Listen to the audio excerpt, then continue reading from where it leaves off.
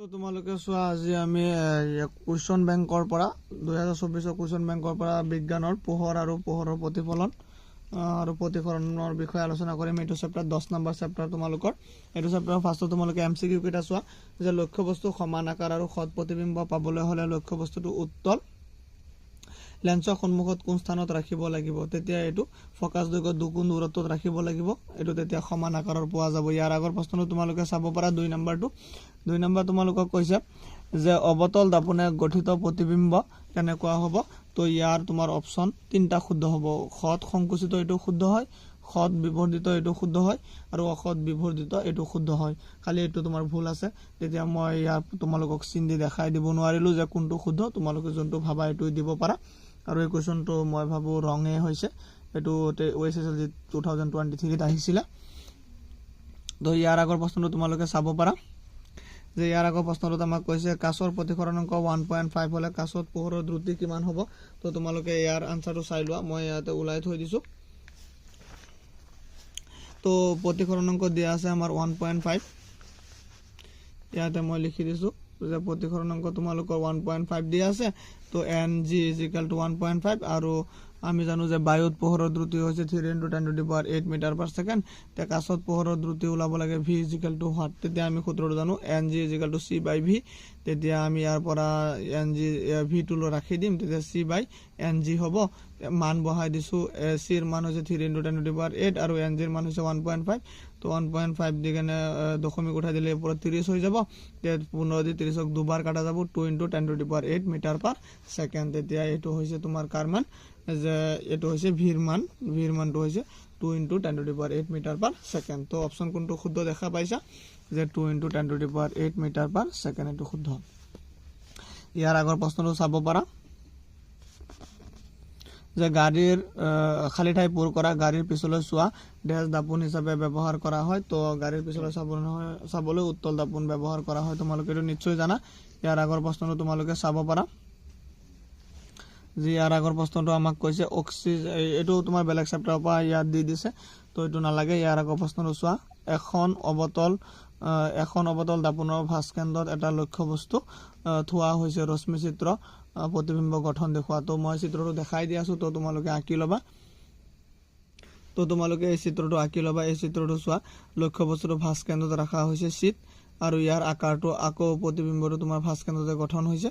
তো এইটো আকাৰ সমান আকাৰৰ হৈছে আৰু এইটো অবতল দাপোনৰ ক্ষেত্ৰত হয়। তো এইটো চিত্ৰ চাই ল'বা, কিতাপৰ পেজ নাম্বাৰ হৈছে 166 পেজত। তো ইয়াৰ আগৰ প্ৰশ্নটো চোৱা তোমালোকে যে যদি মাধ্যম এটাত পোহৰৰ দ্ৰুতি 2 × 10⁸ মিটাৰ হয়, তেন্তে মাধ্যমটোৰ প্ৰতিসৰণাংক কিমান হ'ব। তো কোনো এটা মাধ্যম মানে ভিৰ মানটো দিয়া আছে 2 × 10⁸ মিটাৰ পাৰ ছেকেণ্ড, এইটো ছেকেণ্ড দিব লাগিব।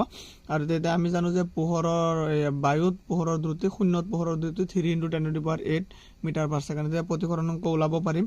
তো মই ইয়াত অংকটো কৰি দিছোঁ, তোমালোকে এবাৰ চাই লোৱা। তো এইটো আমাক দিয়া আছে ইয়াতে, তো আমাক দিয়া আছে ইয়াতে চাই লোৱা। ভিৰ মানটো হৈছে কোনো মাধ্যমত পোহৰৰ দ্ৰুতি 2 × 10⁸ মিটাৰ পাৰ ছেকেণ্ড। তেতিয়া চিৰ মানটো আমি জানো 3 × 10⁸ মিটাৰ পাৰ ছেকেণ্ড। তে NG মানে প্ৰতিসৰণাংক নাই, তেতিয়া আমাৰ সূত্ৰটো হৈছে NG = C/V। চিৰ মানটো হৈছে 3 × 10⁸ আৰু ভিৰ মানটো হৈছে 2 × 10⁸ কেঞ্চেল গ'ল। এতিয়া 2 দি কেনে 3 হৰণ কৰিলে 1.5, তেতিয়া প্ৰতিসৰণাংকটো হ'ল 1.5। তো এইটো হৈ গ'ল। ইয়াৰ আগৰটো চোৱা। তো ইয়াৰ আগৰ কুৱেশ্যনটো চাব পাৰা লেন্স এখনৰ 1 ডায়োপ্টাৰ ক্ষমতা সংজ্ঞা। তো লেন্স এখনৰ 1 ডায়োপ্টাৰ বুলিলে কি বুজা তোমালোকে নিশ্চয় জানা। তো ইয়াৰ আনসাৰটো চাই লোৱা। তো ইয়াৰ আনসাৰটো হৈছে 1 মিটাৰ ফকাছ দৈৰ্ঘ্যৰ লেন্সৰ ক্ষমতাকে 1 ডায়োপ্টাৰ বোলে। তো আনসাৰটো দেখা পাইছা। ইয়াৰ পিছতো চোৱা, পিছৰ কুৱেশ্যনটো হৈছে খুব সৰু সৰু আখৰবোৰ পঢ়িবলৈ তুমি কেনেধৰণৰ লেন্স ব্যৱহাৰ কৰিবলৈ বিচাৰিবা। এইটো হৈছে 5 চেণ্টিমিটাৰ ফকাছ দৈৰ্ঘ্যৰ উত্তৰ লেন্স। ইয়াৰ আগৰ প্ৰশ্নটো তোমালোকে চাব পাৰা যে লক্ষ্যবস্তু সমান আকাৰ আৰু সৎ প্ৰতিবিম্ব পাবলৈ হ'লে লক্ষ্যবস্তুটো উত্তৰ লেন্সৰ সন্মুখত কোন স্থানত ৰাখিব লাগিব, ফকাছ দৈৰ্ঘ্য দুগুণ দূৰত্বত ৰাখিব লাগিব। এইটো তোমালোকে জানা, এইটো ৰিপিট হৈছে কুৱেশ্যনটো। তো ইয়াতে তোমালোকে পিছৰ কুৱেশ্যনটো চোৱা, এইকেইটা 2-3 মাৰ্কৰ কুৱেশ্যন হয় আৰু এইকেইটা অংক হয়। তো ইয়াতে কৈছে উত্তল দাপোন এখনৰ সন্মুখত 10 চেণ্টিমিটাৰ দূৰত্বত লক্ষ্যবস্তু এটা ৰখা হৈছে।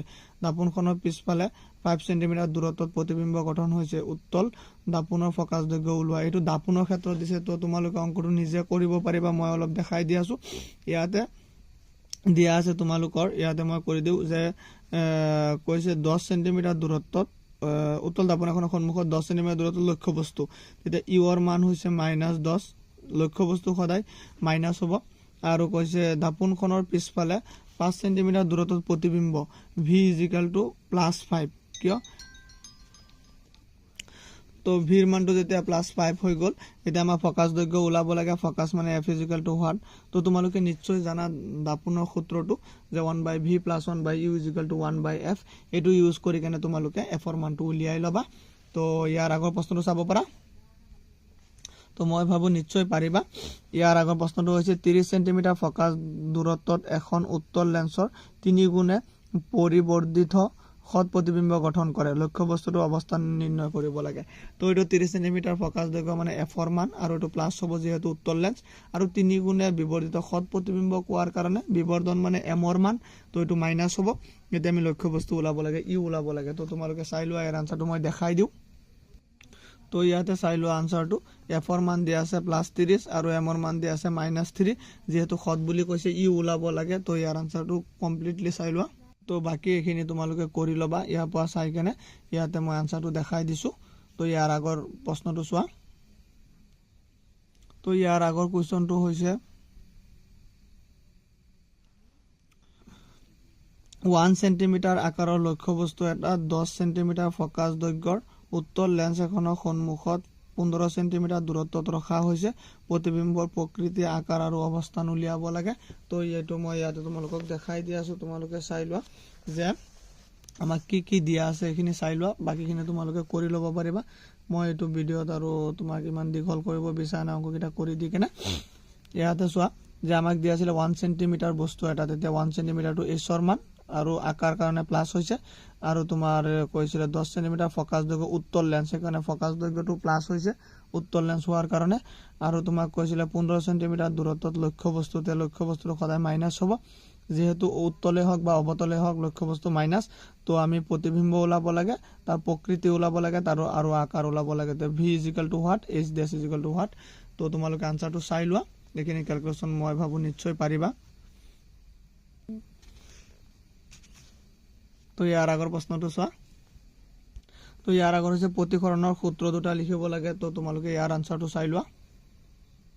তো ইয়াৰ আনচাৰটো চাই লোৱা। পোহৰৰ প্ৰতিসৰণৰ সূত্ৰ দুটা ইয়াতে তোমালোকক দিয়া আছে যে আপতিত ৰশ্মি, প্ৰতিফলিত ৰশ্মি আৰু অবিলম্ব একেখন সমতলতে থাকে, আৰু আপতন কোণ চাইন আৰু প্ৰতিসৰণ কোণ চাইনৰ অনুপাত এটা ধ্ৰুৱক। তো এইটো হৈ গ'ল। ইয়াৰ আগৰ প্ৰশ্নটো চাব পাৰা। ইয়াৰ আগৰ প্ৰশ্নটো হৈছে তোমালোকৰ যে পোহৰ বায়ুৰ পৰা 1.5 প্ৰতিসৰণক কাচ মাধ্যমলৈ প্ৰৱেশ কৰিছে, কাচত পোহৰৰ দ্ৰুতি কিমান হ'ব? তো তোমালোকে জানা এইটো NGৰ মান দিয়া আছে, আৰু এইটো 0ত পোহৰৰ দ্ৰুতি দিয়া আছে। তো তোমালোকে সূত্ৰৰ মতে নিশ্চয় এইটো কৰিব পাৰিবা। তো এইটো তোমালোকে নিজে কৰিবা। এইটো এক্সাৰচাইজত তোমাৰ প্ৰশ্নৱলীত আছিলেই। ইয়াৰ আগৰ প্ৰশ্নটো চোৱা। 15 চেণ্টিমিটাৰ ফকাচ দৈৰ্ঘ্যৰ উত্তল দাপোন এখনে 10 চেণ্টিমিটাৰ দূৰত্বত ৰখা বস্তু এটা 10 চেণ্টিমিটাৰ দূৰত্বত এটা বস্তু ৰখা হ'ল। তেতিয়া এইটো ফকাচ দৈৰ্ঘ্য দিয়া আছে, উত্তল দাপোন এইটো প্লাছত হ'ব, আৰু 10 চেণ্টিমিটাৰটো ইউটো মাইনাছত হ'ব। প্ৰতিবিম্বৰ অৱস্থান ওলাব লাগে। তো এইটো নিজে কৰিবা। ইয়াতে কি দিয়া আছে মই এবাৰ লিখি দি আছোঁ চোৱা। F = 15 চেণ্টিমিটাৰ, এইটো প্লাছ, আৰু তোমাৰ 10 চেণ্টিমিটাৰ লক্ষ্যবস্তু এইটো মাইনাছ। তেতিয়া তোমাৰ ইয়াতে ভি ওলাব লাগে। তো নিজে উলিয়াব পাৰিবা, চেষ্টা কৰিবা। ইয়াৰ আগৰ প্ৰশ্নটো চোৱা। ইয়াৰ আগৰ প্ৰশ্নটো তোমালোকৰ সহজে হয়। 5 চেণ্টিমিটাৰ দৈৰ্ঘ্যৰ বস্তু এটা 10 চেণ্টিমিটাৰ ফকাচ দৈৰ্ঘ্য অভিসাৰী লেন্সৰ পৰা 15 চেণ্টিমিটাৰ দূৰত্বত ৰখা হ'ল। ইয়াৰ ৰশ্মি চিত্ৰ আঁকা। তো ৰশ্মি চিত্ৰটো মই দেখাই দি আছোঁ, চাই লোৱা। তো তোমালোকে এই চিত্ৰটো চাই লোৱা। এই চিত্ৰটো তোমালোকে এইটো আঁকি ল'বা। তো ইয়াৰ আগৰ প্ৰশ্নটো চোৱা। তো ইয়াৰ আগৰ প্ৰশ্নটো চোৱা। এইকেইটা তোমালোকে এটা এটাকৈ চাই যোৱা। তোমালোকে যদি কৰিব নোৱাৰা মোক কমেণ্টত জনাই দিবা, মই ইয়াৰ আনচাৰ ছল্ভ কৰি দি দিম। প্ৰতিটো প্ৰশ্ন চাই লোৱা। ইয়াতে 11 নম্বৰলৈকে এইকেইটা 2 মাৰ্কৰ কুৱেশ্যন আছিলে, 2-3 হ'ব পাৰে এইকেইটা আনচাৰৰ প্ৰশ্ন। তেতিয়া ইয়াৰ আগতে অলপ ডাঙৰ কুৱেশ্যন কিছুমান আছে 4-5 মাৰ্কৰ। তো এইকেইটা তোমালোকে চাই লোৱা। যে গাড়ীৰ পিছলৈ চোৱা দাপোন হিচাপে উত্তল দাপোন কিয় পছন্দ কৰা হয়, কিয় ব্যৱহাৰ কৰা হয় এনে বাহনৰ। তো এইকেইটা তোমালোকৰ কাৰণে বহুত ইম্পৰ্টেণ্ট হয়। তো তোমালোকে এইটো কেইটা আনচাৰ চাই ল'বা। ইয়াৰ আগত কেইটামান কুৱেশ্যন আছে, এইকেইটাও চাই লোৱা। তো এইকেইটা প্ৰশ্ন চাই লোৱা তোমালোকে।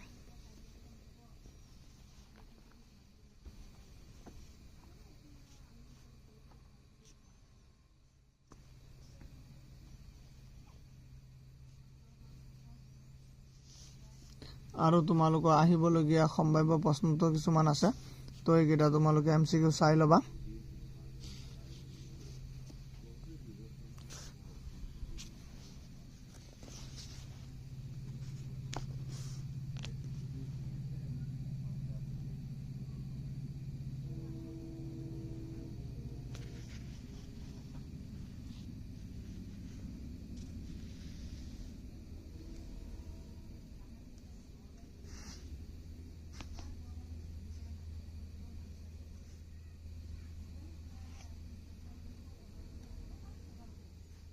তো আমাৰ এইখিনিলৈকে আছিলে। Thank U.